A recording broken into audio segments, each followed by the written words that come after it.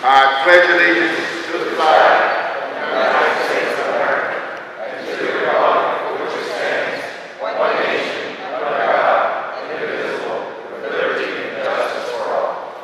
Now it is time to present to you our two-term governor of the state of Delaware, Jack Markell.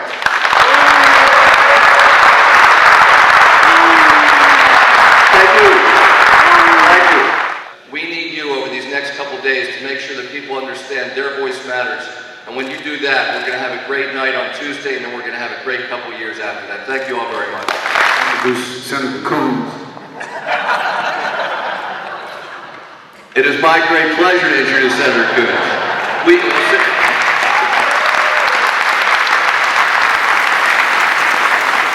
Thank you, Jack. Give a round of applause for our governor, Jack Markell.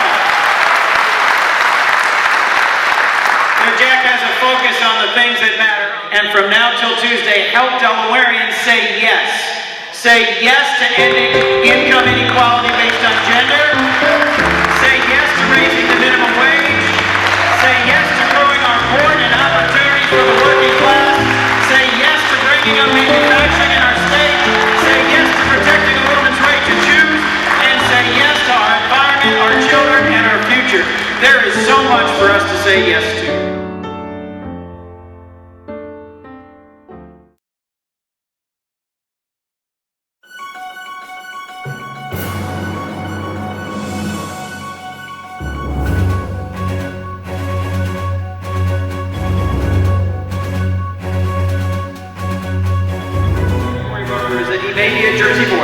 But he brings a little bit of the Delaware way when he gets on the train and goes to the Capitol.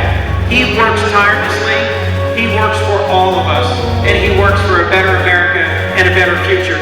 Ladies and gentlemen, our special guest today, Senator Markell.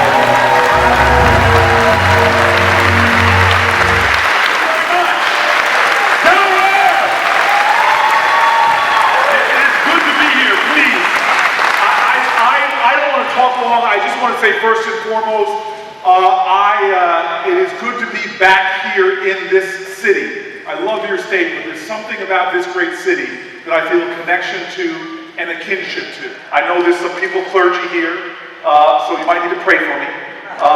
But I confess that I stole a Delawarean for a year with the understanding that he would leave me at the end, but he came up for an internship with me. This young man has blown me away, one of the most exciting leaders I've ever been associated with. It's going to be because of him. He's one of the reasons I'll get reelected, God willing, on November 4th on Tuesday. And that's just my friend. I want to give him a little bit of love, Eugene Young. But then they tell me that my young people who go to college can't get help with their student loans and are graduating with more debt than ever before. My father, you have to understand, my dad, he would tell me stories of his childhood, and the older he got, the more he told me those stories, the more dramatic each version came. He's like, son, we had hail not the size of golf balls. By the end of his life, he was like, it was hail the size of hatchbacks. He'd be like, son, we start a story when the tsunami hit our town. And I'm like, Dad, you were in the mountains of North Carolina, no tsunami hit your town. But he was resolute. Boy, it happened before the internet. You can't look it up, but it happened. So I don't know if this story's apocryphal or not, but this is what I want to end with. My father came to a classroom when he was a little boy, and I say a classroom, but his schoolhouse became a one-room schoolhouse, and eventually a lean-to on the side of the mountain. But back this time, he was in this classroom, and he was sitting there in the back of the class. And this teacher comes in, and he said, the teacher looked at the class, and she stood before them, eyed them for a few minutes, and she said, class, it's the first day of school, I want to teach you all about self-esteem. You got to believe in yourself. I want to know if anybody in this classroom thinks you're stupid or dumb. And the kids were confused and looked around, nobody moved, and she stood there impatient. She goes, come on now, you think you're dumb, you think you're stupid? I want you to stand up right now. And she stood there impatiently, waiting.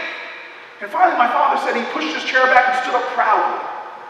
And the teachers looked at him and said, Mr. Booker, boy, what's wrong with you? You think you're dumb, you think you're stupid? And my father says, he scratched his head and said, well, shucks, ma'am, I don't think I'm stupid, but I didn't want you to be the only one standing. Ladies and gentlemen,